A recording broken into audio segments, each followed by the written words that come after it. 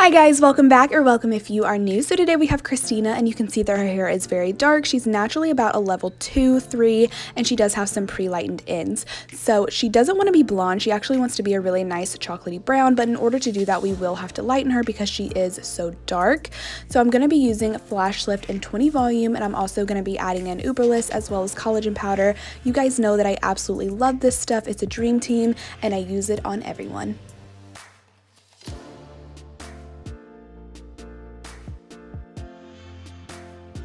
So we're going to be doing a partial foiliage on her, which means I'm taking a section, I am weaving it, and then I'm going to be placing that in a foil. I'm using my Framar balayage board and foils to make sure that we are getting a really nice sturdy base, and these foils to incubate the color as well. So I'm placing my color right in the middle, and then I'm going to be working my way up to make sure that we get a really nice seamless blend. It's also really important that you are going to be saturating everything to make sure it all lifts evenly, and then placing a foil on top when I am done with this section. I'm going to be doing a brick lay pattern on her, so you could see that my first foil was right in the middle, and now this section I'm going to split it in half and do 2 foils, and then the section after that I will go right back to the middle and then continue that pattern all the way up. And I'm also going to be doing a partial just because we do like to keep her dimension throughout. She does want to keep some of her natural color. It's going to help it blend really well, and also these pieces are going to give us really nice pops of that chocolatey brown color throughout. And of course, for dimensional colors, I like to change up my weaves. So some weaves are going to be really fine, some are going to be a little bit chunky. This is just what I love to do for a really nice, beautiful pop of color throughout. Now for the sides, we're just going to be taking diagonal back sections and then just weaving like we have been doing, kind of changing the weaves every section to make it really nice and dimensional like I've been saying. And once we get closer to her money piece, I'm just going to be taking slices around her hairline just so that we can get a really nice pop and frame around her face.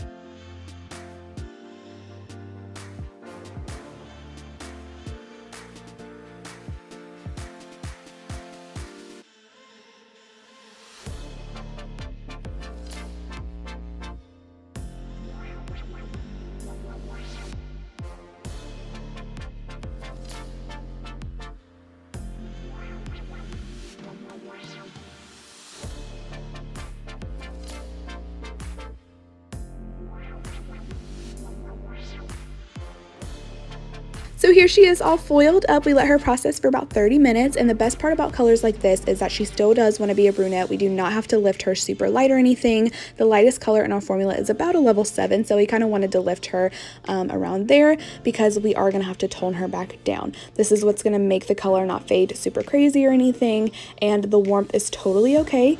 But now after we rinsed her out, it is time to mix up our color melt formula. So our first formula, I'm using 2ABN. This is a level 2 ash brown. This is going to be the color that melts her natural color in with our new highlights.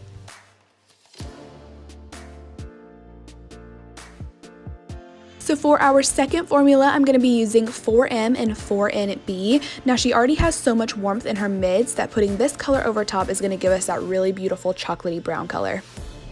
I know I'm going to get asked, but yes, I do like to use 10 volume with shades, especially when doing colors like this. I feel like it lasts longer, and I just prefer the consistency, and this does not affect the way that the color performs whatsoever.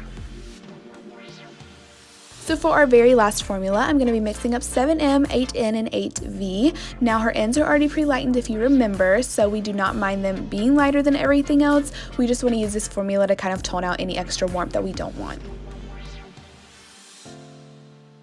So now it's time for the fun part. I'm going to be taking our first formula and melting her natural color in with the top of the highlights that you can see. And then after I place that, I'm going to be taking our second formula and placing that right underneath our first formula and melting those two together. Now I'm going to be placing this as far down as I want, kind of melting them together as you can see here. And then I'm going to be placing our third formula, making sure that I am really blending all of these colors together to make sure that we have no lines or anything like that. We want it to blend super seamlessly. And it's also important that you saturate everything.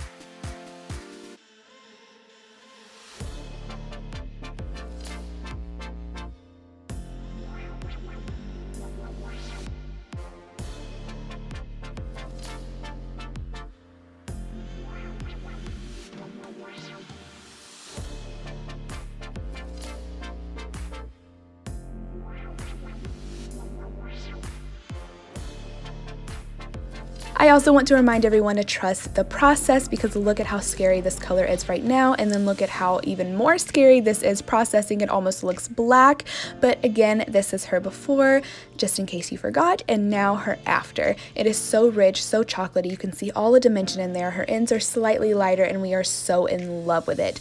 So please let me know what you guys think. Be sure to subscribe, like, comment. Let me know what else you want to see. Bye, guys.